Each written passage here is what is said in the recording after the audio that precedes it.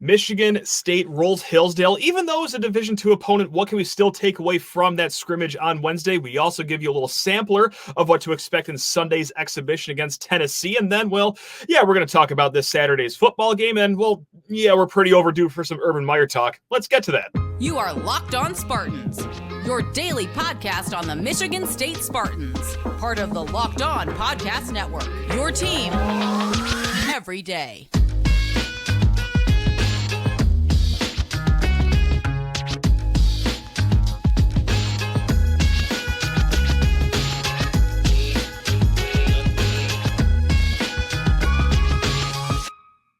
Download the Gametime app, create an account, and use code LOCKEDONCollege. All one word, LOCKEDONCollege, for $20 off of your first purchase.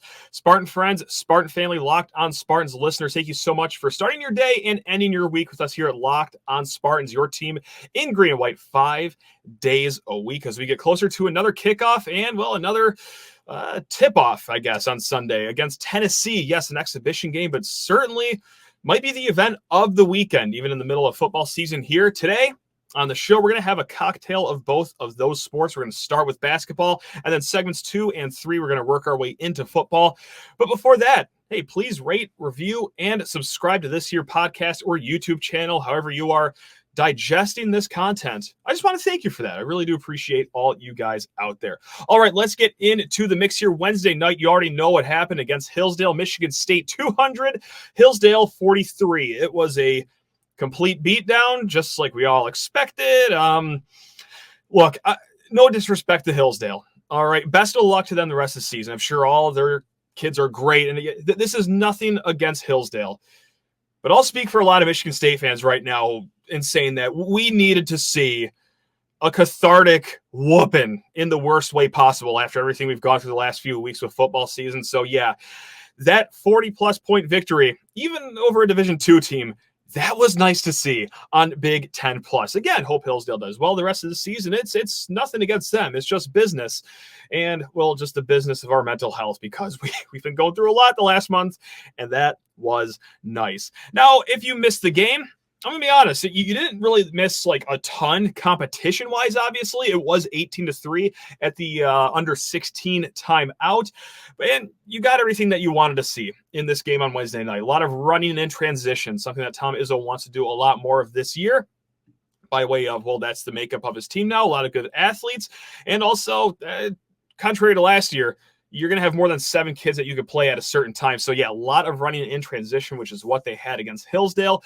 The wings are looking like themselves, or the guards, like A.J. Hoggard has some nice finds. Akins had some spot-up threes. Tyson Walker, 3 of 6 from behind the arc. Cohen Carr had one of many slams at Michigan State. He actually also missed a dunk, which Tom Izzo said in the post-game press conference that Cohen Carr said that he jumped too high, and that's why he missed his dunk. So, yes, if you didn't already know how much of an athletic freak Cohen Carr is, he's such a specimen that he could even miss dunks by jumping a little too high. God, that's nice. That's a nice problem to have over there. We also had Tom Izzo screaming his head off when Michigan State was up 30 points because they botched a rebound in the second half.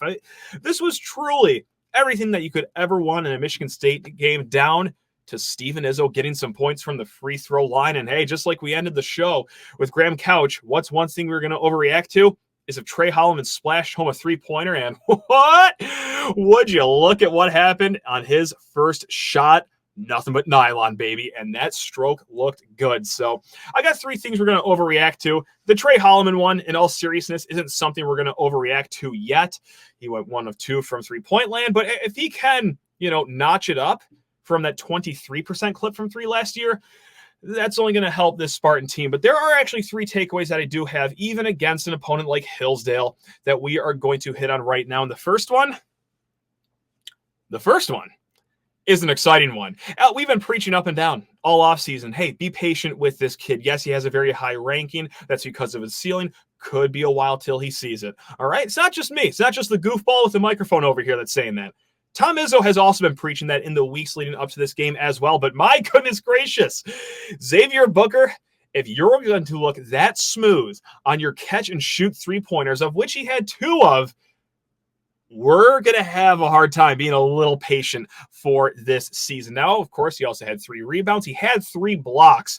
some of them very reminiscent of the Jaren Jackson Jr. days where he's playing help side defense and, okay, easy layup coming in. And, oh, my goodness, there is that 6'11" fella right there erasing that shot. So that was nice. Again, we do have to pump the brakes a little bit. This was against Hillsdale. Not the most physically gifted big men, if you will, but that was nice to see. Just a buttery jump shot. Things we're going to overreact to. Number 2, Carson Cooper. That's right. We're going to keep it with the 6'10" and up club. We're going to move on to Carson Cooper here because, in my opinion, had the best game out of anyone on the court. Tom Izzo said that Trey Holloman was actually the most steady guy on the court throughout the game, but Carson Cooper, look, I mean, I hate to look at a box score for this game because you had to use your eyes for this one against Hillsdale, but Carson Cooper's stat line of 13 points on 6 of 7 shooting, 7 rebounds, 2 blocks, 0 turnovers, like that does paint a pretty good picture of the kind of game he had. And again, we want to reiterate this. We are not going to call Carson Cooper like the next Adrian Payne, like not that fast at least, because this was Hillsdale. But man, he does look the part. And it's not just the eyes telling me that. Justin Thin tweeted out about a week ago that he talked with Carson Cooper, and he's added 15 pounds to his frame, dropped his body fat in the offseason as well. He took the offseason incredibly seriously and just looks like a bona fide Big Ten big man out there. I mean, we're going to see what he does against Tennessee. That's going to be something that we look for. A little teaser there. And one thing I do want to mention as well, which I hope catches on at Breslin Center, is that the PA announcer with the nice Carson Cooper. I hope that catches on very quickly here. That would be sweet whenever there's a block, a nice rebound, or, of course, 2 points from Carson Cooper. Get the whole Breslin fired up with the Cooper. Oh, man, it's just so great to have MSU basketball back in our lives. Now, enough gushing about Carson Cooper because, well, I'll let Tom Izzo speak for me right here. He said that Carson Cooper played his tail off. He was very, appreciative of Carson Cooper's efforts, talked very highly of him after the game, but also said, despite that slash line I just listed off of 13 points, 7 rebounds, 2 blocks, Tom Izzo said, quote, when you go 1 of 4 from the line, it is not acceptable. And that leads us right into thing number 3 we are going to overreact to. And again, I mean, maybe overreact was a strong word. It's not like I'm pounding the table here or I'm throwing furniture all across the room, but it is going to be interesting with free throws this year because at the end of the day, Michigan State, 11 of 20 from the charity stripe. Now, while A.J. Hoggard did go 1 of 5 from the free throw line, I don't think we can count on A.J. to go 20% from the line all year.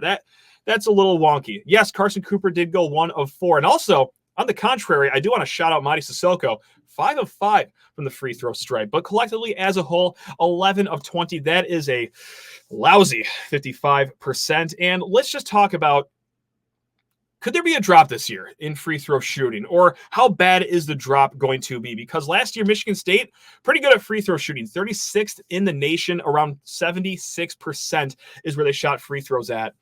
However, with Joey Hauser leaving, that's the guy who took the second most amount of free throws last year. If you take his free throws away, that's 85 makes in 97 attempts.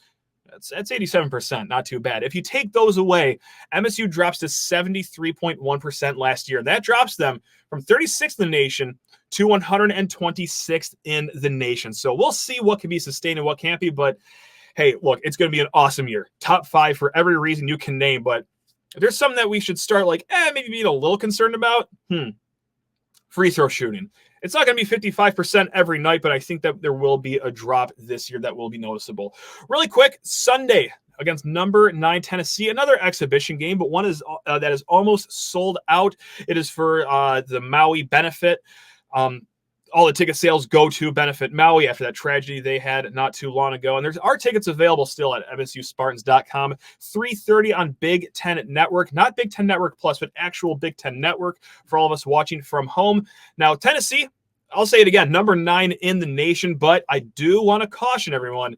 This isn't the true Tennessee Volunteers team that you will see come December or January because they're going to be without 2 big players. Santiago Vescavi, preseason all-SEC team. He is going back to Uruguay to be with his sick grandmother. He's going to be missing this exhibition. And then also most likely missing this game, Zakai Ziegler. He tore his ACL, second-team all-SEC guy.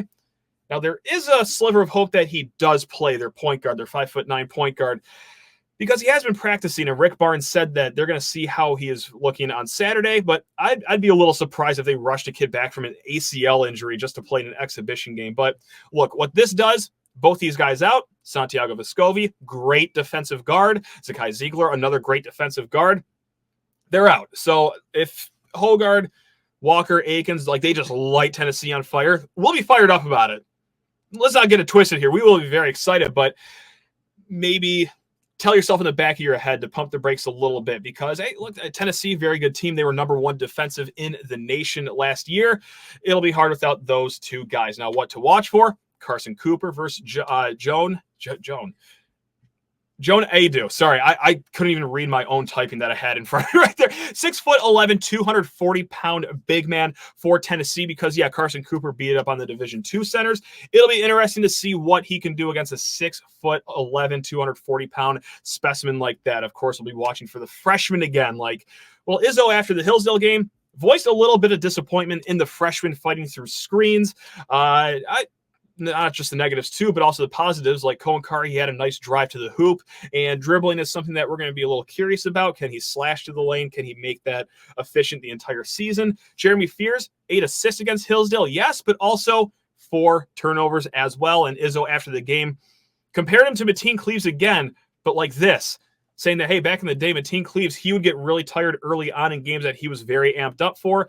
And Jeremy Fears, it looks like he had the same thing going on. But yeah, just looking for the freshman, Carson Cooper against an actual big man. Rebounding will be another good one. So, yeah, there's plenty of things to look for, and we will be talking about it on Sunday night's show. Now, we are going to be joined here by a guest, Scott Tolonen, here in a hot segment to talk all things football. But first, need to talk your ear off about Athletic Brewing Company.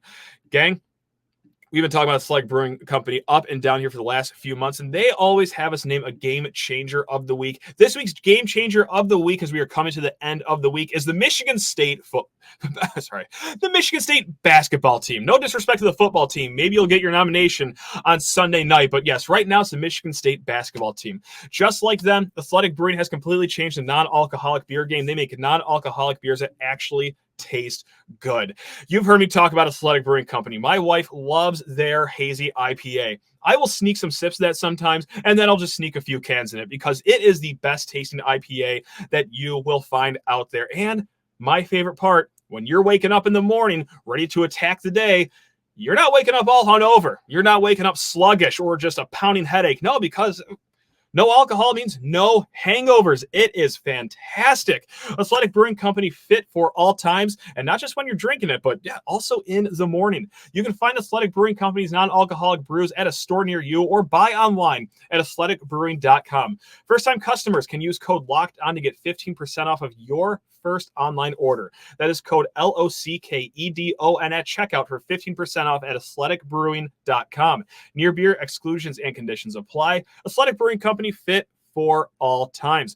Also need to talk your ear off about Gametime, the best ticketing app out there. If you're looking for tickets for next week's game against Nebraska, make it Gametime. Or hey, if you're hanging out at home this weekend, you're not traveling to Minnesota, but there's a concert in your area, go for it. Or if there's a play going on, a musical, Gametime. Gametime up and down for everything. I will never use another ticketing app as far as I'm concerned for a lot of reasons. And one of them is their flash deals they have right before kickoff or tip-off or the first sun, what have you. Just walk towards the venue and get the last-minute ticket deals that Gametime always has. And when you buy it, it's so simple. It's just 2 taps on your phone, and the tickets get sent right to you. You're not going to rummage through your email and panic, and oh my God, what's going on? They're just sent right to your phone, guys. It's so simple. You're right there in the venue thanks to Gametime. And, well, they also want to save you some money right now. Download the Gametime app, create an account, and use code LOCKEDONCollege for $20 off your first purchase. Terms apply. Again, create an account and redeem code LOCKEDONCollege for $20 off. Download Gametime today. Last-minute tickets, lowest prices guaranteed. We are now joined by one of the scribes at SpartansAvenue.com, making his Locked on Spartans debut. That's right. We are ending this Friday's show with a frenzy here with Scott Tolonen. Scott, how are we doing, my man? Are we doing okay? Did we enjoy that Hillsdale beatdown on Wednesday? That's right. That's it's the only thing keeping me going right now. I mean, that was amen. Not just to see the starters, but like the bench getting minute. Oh, that was beautiful. So it was a party. It was fantastic. We'll see how much of a party this Saturday is because 3:30, Big Ten Network. Another 3:30 kickoff. Can we just get noon and just get it over with? Scott, I would take 9 a.m. at this point. Just give me some, or like 3 in the morning. Just bury it so no one sees it. Big Ten plus. So right. You have to pay $10 every single quarter to continue watching the game. No, we're gonna keep it upbeat here. Yeah, right. Hey, no, I think Minnesota is a gettable game. Okay, I'll show you why. So please do. Yeah, that turns the mood around right here. Every week at Spartans Avenue, you do 3 goals for this team. You give them 3 goals. Not sure if any were met last week. We don't have to talk about that though. It's gonna be vacated anyway. It doesn't matter. Yeah, right. Yeah, right. No, when I first started doing these, it was like, okay, average 4.5 yards rushing, have a 10-play drive, like all these, like, hey, right. And they just slowly where last week the last goal was don't embarrass yourself, fail, B. They didn't even start. They started before kickoff, so not good. Not so good. Hopefully this week, hey, why don't we just, we've already sunk. Hopefully there's only up to go. So, and if it's dictator trivia night, at least it's not going to be at Michigan State. It's going to be on the road, at least. Hopefully, so we got hopefully, right? Yeah. So at a bare minimum, that's going for us. Right. Yeah. So let's just go through the 3 goals you have for this team. I have 2, and kind of like what you were saying, like they're not like shoot for the moon goals. They're bare minimum, but I'm interested to see what you have to say here. Yeah. Goal number 1. I hate this phrase, but it's true. You got to let Katin Hauser cook. All right. If you go through Minnesota's schedule and the games they win here, I even have some stats for you. Let's go. Games they win, the other team's passing offense ranks. Nebraska was 124. Eastern Michigan was 121. Louisiana was 88, and powerhouse Iowa was 127. Good God. So, okay, if we can just be slightly below average, we got a great shot to win this game. Right? I don't hate that. Yeah. And, against Michigan, who admittedly has a great defense, the short intermittent passes, they worked, right? When you get Nate Carter in space, it works. The problem is decision-making by Hauser was all right. Obviously, a lot of pressure in his face because the O-line can't do their job a lot of the time. Especially against that team. That's a tough task. Yeah, right. I mean, trying to hold your blocks is, and then, we can hope Jay Johnson gets creative this game. Look, I would like routes that aren't throw the ball 35 yards in the air just to gain 5 yards. A lot of those opposite hash, opposite sideline out routes where, my God, the ball's in the air for 27 seconds, it seems like, and it's all for 4 yards. Hauser just doesn't have the arm strength yet. I don't know if that's Hauser's favorite route or what, but I could do with a little less of those. Right. I'm being very picky right now. Yeah. I think we've also earned the right to be picky at this point this season. Yes. We have been disappointed, to say the least. Now, I did dig up one stat for this. Okay. Minnesota, their opponents have the 5th highest completion percentage against them. Hey. In the Big Ten, that is. Okay. With your offensive rankings, I'm feeling dare I say, I don't want, this is with a lowercase O, not a capital O, feeling a little optimistic. Right. We should see something. We should see signs of improvement. You should. Yeah. I mean, I do this every single Thursday. I know, right? No matter what I saw the last weekend, I always walk into Thursday being like, maybe it works out. Building it up, man. I love it. Such an idiot. All right. Yeah. All right. Anyway, we are rocking and rolling already here. Goal number 2. Okay. Mr. Tolonen. This is lofty. Win the turnover battle. I know. Yeah. Very rudiment, elementary, baseline goal. Hey, don't turn the ball over as many times as your opponent, and you win the game. Right? It's really. Not always, but it's pretty simple. The problem is, Minnesota has fumbled twice and only lost a fumble once the entire season. So they're due. They're due. However, their quarterback, Kala, can't complete a pass. I can tell you that much. He has 6 interceptions to only 6 touchdowns. So he's completing like maybe just over 50% of his passes. And I watched all the highlights from Minnesota, Iowa, all 35 seconds of it.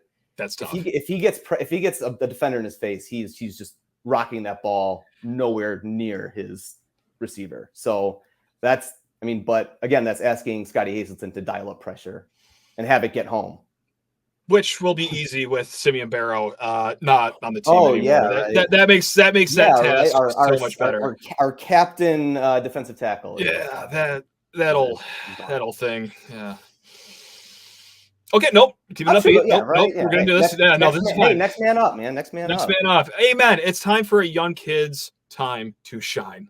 Right. This is it. Whoever that kid is, no clue, but we are going to find out. 3:30 on Big Ten Network. He's got to put on tape for that other school to poach him. So don't do this. I'm gonna add that. That part's gonna get edited out. Right. Yeah. That's fine. I said that. Goal number 3. Now you did send me your goals beforehand. Yes.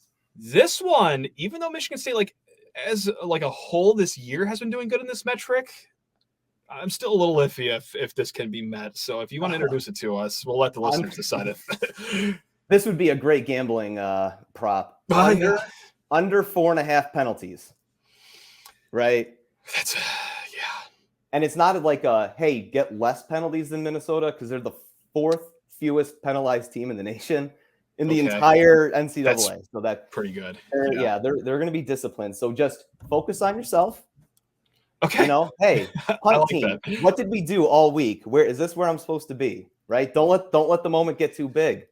This is a huge Big Ten matchup, kind of. But I mean, stuff like that, like knowing where you're lined up. I mean, everyone's talked about this ad nauseum. Knowing where you're lined up. Not hitting the punt returner when he fair catches. Maybe take some plays where you don't have any tight ends on the field. They seem to not follow the rules. I'll just put it that way. And it's and I understand that you're trying to be lenient to the kids, but you gotta hold them accountable. There's a difference, and it's not happening yet. So we get to play the wait and see game on Saturday, see if they actually hold them accountable. I just almost rolled my eyes a full 360 in my head when you said the tight ends. Harlan Barnett talked about it after the game. He may have been a little too compassionate to these kids, which I get. This is a very hard situation. I get being the comforting father here. Right. Yeah, and especially a situation like that where it's it's not Mel Tucker was on the hot seat and maybe he gets fired, maybe he doesn't. This was blindsided. Even if he had a bad year, he's probably coming back. This is just right. Blindside block, another penalty that they need to avoid. Yeah, we sure do. I just want to correct myself there. I said that we've been doing a good job at this metric. I had the stats up in front of me. I had opponent penalties in front of me. That's why I said it is not. We actually have been doing horrible in this metric. I'm sorry. When I said that out loud, I was like, that doesn't seem right. I'm going to double check that. It's not right at all, Scott. We're dead last in the conference at penalties. So just wanted to clear that up before we go any further, because those words left my mouth. I was like, we're gonna do some fact checking there. Make sure I was looking at the right side of the screen. And Scott, I was not looking at the right side. They average eight penalties a game. If they just cut 3 of them. Yeah. Right. Mix it up. Yeah, do something different here. Scott, really quick, I got 2 goals that I want to add onto this fire here. And this is not just because he's a friend of the program. He was on during the offseason. That was a great chat with good old Nathan Carter. But God, I want to see him find the end zone, because he has not had a Power 5 touchdown so far this season. His only touchdowns against Central and Rich. I know, because I'm thinking of wow, it's been a while since Nathan Carter has scored. Surely he punched it in against, I don't know, Maryland that we're all forgetting about. No, that can't be right. But then you remember they didn't score a touchdown in it's right. Yeah. 9 quarters. So yeah, so that's unfortunately correct. And he's such a nice kid, and he works very hard. He's a great player. Yeah, right. And they call run up the middle a million times. It's not his fault. No, so that would be nice. And then goal number 2 I have for this team, you want bottom of the barrel, Scott, I'll give it to you. Just have fun. Because look, on a serious note, I feel horrible for these kids. I get that it sucks every Saturday afternoon or night, and we just sulk over these losses. Like, you think they don't feel even worse about it? Like, this has got to be miserable week to week going through it. So, like, whether it's a win, Scott, that'd be great. Or honestly, like, just find like laser tag or go-karts or like a nice arcade or walk around the Great American Mall. Do something that puts a smile on these kids' faces. They got a roller coaster in a mall. Right. Go to that roller. What more could you ask for? See, you get it. Like, or go catch a Timberwolves game if they're home. Oh, yeah, right. Do something that puts a smile on these kids' faces, because, like, look, you think it's bad being a fan? Like, it's got to be just utter hell every single week. I mean, especially like watching the game film, like, oh yeah, why did I do that? And then you just can't get out of your own way. PrizePicks, daily fantasy. I'm sorry, Scott. I got to send you to the bench real quick, but we're bringing you back because of that sharp T-shirt you are wearing here. But in the meantime, got to talk to people's ears off about PrizePicks, the leader in daily fantasy sports. Now, gang, we've been talking about PrizePicks for a few weeks here, and one thing I love about PrizePicks is not just how quick it takes to make your picks. No. Even though it takes me like 39 seconds to make my picks, just picking the 5 players, looking at their projected stats and guessing lower or higher, and then maximizing my money by 25. Like, yeah, sure, I could flip $10 into $250 very simply, but that's not my favorite part of PrizePicks. And no, it's not that, getting paid very quickly is just quite something simple with PrizePicks. They pay you instantly. You're not just sitting around waiting for that money to hit your account. No. My favorite part about PrizePicks is that they keep me glued to games that otherwise I could not care less about. Like tonight, Buccaneers, Bills. Sure, they're fun teams, but like honestly, I'm not a fan of either of those teams. But when I make my slip at PrizePicks, that is going to keep me involved in the game. Again, maximize your money by 25 with their daily fantasy sports games, and also start winning right now when you sign up. Go to prizepicks.com/lockedoncollege and use code LOCKEDONCollege for a first deposit match up to $100. Again, go to prizepicks.com/lockedoncollege and use code LOCKEDONCollege for a first deposit match up to $100. That's PrizePicks, daily fantasy sports made easy. And that's right. For ad number 2 is Scott Tolonen. We're bringing him back because we're talking to people's ears off about homefieldapparel.com. Now, I got my hat on. I got my long sleeve T-shirt on. Over there, Scott has got one of the T-shirts on over there as well. Scott, how comfortable is Home Field Apparel clothing, by the way? Just really quick. So comfortable. Let's go. That's what we're talking about here. That is the name of the game with Home Field Apparel, is that you're going to feel good in your T-shirts, long sleeve T-shirts, sweatshirt, hoodies, even your hat. This is a pretty comfortable hat. And I got a weird shaped head. Like, this is working on this dome, and not a lot of hats can say that. And as good as you look, as good as you feel, you will look even better with the logos they have at homefieldapparel.com. And they'll want to save you money as well. When you go to homefieldapparel.com, smash in promo code LOS23 for 15% off of your order. Again, that's homefieldapparel.com, promo code LOS23 for 15% off at homefieldapparel.com. Now, Scott, it's been a long time since we've brought this gentleman's name up. I'm actually starting to break out in hives, cold sweats. I hear his name in my sleep all the time. It's Urban Meyer. Let's talk about Urban Meyer here. And honestly, like, how can we start this conversation? Well, let's just start with, Scott, point blank, in your expert opinion right here, like, what % shot do you give Urban Meyer being on the sidelines at Michigan State next year? Because we talked about this a few weeks ago when this started popping up. In the same episode, I both said 10 and 15%. So we'll just cut the difference, call it 12.5%. Yeah. I think I'm ready to like ratchet it up to like a smooth 17%. I was gonna go 18%. I like that. There right. we go. Oh God, this is great. Yeah. Now, have you always been like that, or is this something new? Are you seeing like just vibes change? Because I'll ramble about it later, but like, how are you feeling about the whole situation? There was the quote where he called Michigan the rival school. Yeah. And it's like, and I'm seeing trips to Sarasota. This is, and then of course, like I talked myself into Michigan State beating Michigan. Like, oh, there's definitely a pathway. I can see this there. Right. Yeah. Urban. Yeah, totally. Yeah. Why not, man? It's, everywhere he coaches, he gets health conditions. So maybe like the coaching is related to it. But then I'm like, oh, why would you do that? But then I remember like how many ice cold seltzers I have, and it gives me health issues the next day. And I just keep going back at it. So that's I think that's how he feels about coaching. There's something that like I never believed in this whole saga, and that's there have been many people that have said like, oh, it's a 0% shot.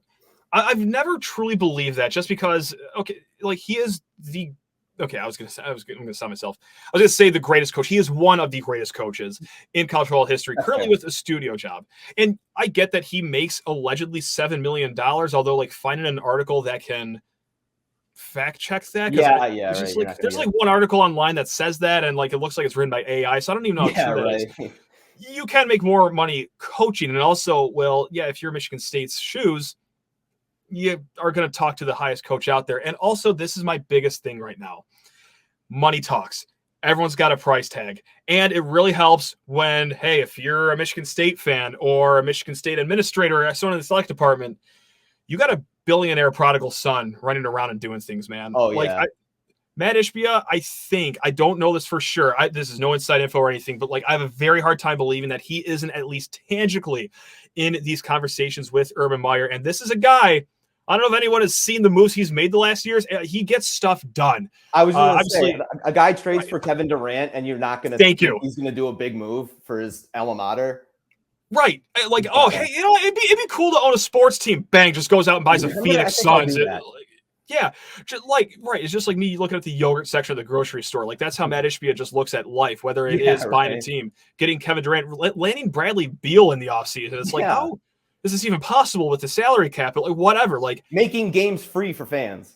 Yes, exactly. Like, if there's something that he wants to do, it certainly looks like from the outside looking in, Scott, he gets it done. And I don't think the conversations are a complete zero between like the Urban Meyer side of things and Matt Ishbia. I hate to like, you know, spend a guy's money, but just by his behavior, like this is a guy where if he sees something he likes, which very well could be a guy that has won 3 national titles in college. Yeah. I don't think it's at zero. And like, I do want to like stop myself and caution everyone. Like, I'm not saying it's most likely to happen. I'm not saying like, oh, this would be disappointing if it doesn't, but like bet the mortgage on it, man. I guarantee it. You heard it here first. I guarantee it. No. Yeah. It started as like a non-zero, like, oh, just a non-zero chance. And then it's like, okay, all right. There's, you hear rumors, and like all rumors, they're true. And then he's lancing, and then he's wearing the green tie, and then they don't even talk about it on Big Noon Kickoff. So he's like, "Hey guys, I can't talk about it yet. Let's, you know, just push it to the side." That is an interesting point. I'm actually glad you brought that up. That is interesting. And just like, look, I know that there's a lot of like screenshots of private jets flying in and out of like Columbus or Sarasota, like, and are all of them true? Absolutely not. No. But they can't all be not true, right? Right. Yeah. Right. One of them's got to hit. Yeah. Like my bets, one of them has to hit. I mean, one of these 17-team parlays is going to hit. Man. Yeah, like one of those jets from Scottsdale, Arizona to Sarasota, Florida, may have had the owner of the Phoenix Suns. Right. So let me ask you this: if it turns out in a few weeks here that it is, we'll call it Mike Elko or Jonathan Smith or something like that, would you be disappointed that it's not Urban? Like, would you be upset? Like, has it festered over you this much? Because for some state fans, I think we are at that point. No, it's like when I get upset that I didn't win the Powerball. Okay, sure. That would have been awesome. It would have solved a lot of problems, but it didn't happen. I'm gonna keep going. So, yeah, it'd be fun. I mean, they're gonna make him look like a scumbag anyway. The media tried to make Izzo look like a scumbag. So sure. I mean, we're not here for a long time. We're here for a good time. Give me 5 years of just run after run, and then I'll be good with that. I'll have memories.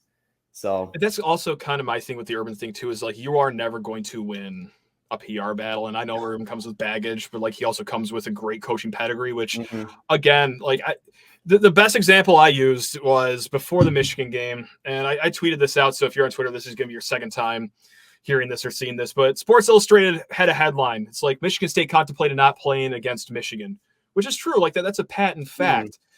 But like you click on the comments, everyone's just ripping on him. It's like, oh, Sparty's trying to dodge the game. And like Sports Illustrated knew what they were doing with that headline. Like, Scott, let me ask you a question. If I gave you a box of puppies, would you light that on fire? No, I can definitively say no. Well, but you thought about it for a second. So here's my headline. Scott Tolonen contemplates burning box of puppies. Well, just like the headline could have been, Big Ten gives Michigan State option to cancel the game, because that's essentially what happened. The Big Ten came to Michigan State and said, hey, you have the option to not play this game. And Michigan State was like, no, we're going to play this game. Yeah. But here's every headline out there. It's like, oh, Michigan State thinking of skipping game. Like, great. We're never going to win a PR event. Yeah, no. It is. Sorry. I'm just. Now I'm rambling. Now I'm rambling. Yeah. No, I'm not done, actually. Because Team A is the one that cheats. Team B gets the option of skipping the game. Okay? Team B is the team being cheated against. Common sense says that Team A should have the ire of fans and readers. Yeah. But it turns out, like, no, somehow Team B, Michigan State, was the team in the run so far in that whole saga. Right. And like the safety thing, I can see it being an issue because even if they have, even if you mix up signs, you can't completely overhaul your system in 24, 48 hours. If they know that you're running, between the tackles to the right, they're going to load that up and they're just going to clobber your running back. So I do understand the safety, or, hey, we have a slot receiver running over the middle. This safety knows it's coming and is just going to wreck them. So like, it's like, oh, what safety? You got to play football. But it's like, no, there are advantages that Michigan may have had that could have ended in serious injury. That's how I see it. So definitely. I'm sorry. I got off on a tangent here because I know that you have a coaching candidate that you want to throw out there. This is what we'll end on. You make the hire. Well, I guess I make the hire, but like, who's your candidate? Because I'm very excited to hear this. My pitch for this is like bare bones research. I don't know where his recruiting classes ended up, and he really hasn't been anywhere for like more than 3 years, whether it's his fault or not. But like Tom Herman, is like an offensive genius. And so it's like, I think he was coaching at Rice and they had like a top 10 offense. And it's like, hey, if we're going to be bad, let's be entertaining, right? Sure. No one strives to be Iowa, but they have a great defense. Yeah, I want to be entertained, right? Then Houston, they were like a 5-7 team that he like got to like 8-4 when at a time where like the transfer portal wasn't what it is now. So it was almost the same roster that due to coaching elevated everyone's play, so in Houston, obviously not a hotbed of football, but brought him to relevance, goes to Texas where, maybe the worst boosters. There's a couple other schools I can think of, but sure. Like just there's a lot of issues though. Brutal boosters. Yeah. So if you're not winning a national title every 3 years, they're giving you the boot. Get out. I don't know where his recruiting class is, but he won the Big 12 at one point. He had a season where I got another stat for you. And so this is 2019. His losses were number 6 LSU, number 6 Oklahoma, at TCU, at Iowa State when Matt Campbell was still a hot coaching name, and then at 14 Baylor. There aren't a whole lot of teams that are gonna come out of that unscathed. So, and then, you win a Big 12 title, that's great. But then, Texas is expecting to win it every year, 10, 11 games, Texas is back, that whole thing. And then he's coaching at FAU, can't, just kind of like a little rehab spot, come back. Yep. He was born in Cincinnati, coached at Iowa State, coached at Ohio State under Urban Meyer. So you get part of the coaching tree. You get Urban's ear on how to win. Here we go. Now. It's so simple. In 5 years, we're going to win a national title if you hire Tom Herman. There's no other possible pathway. This is like, Mom, I want ice cream. Oh, we have ice cream at home. Like, I want Urban Meyer. It's like, oh, we have Urban Meyer at home. Yeah. And his name goes by Tom Herman. I don't hate that. I truly don't.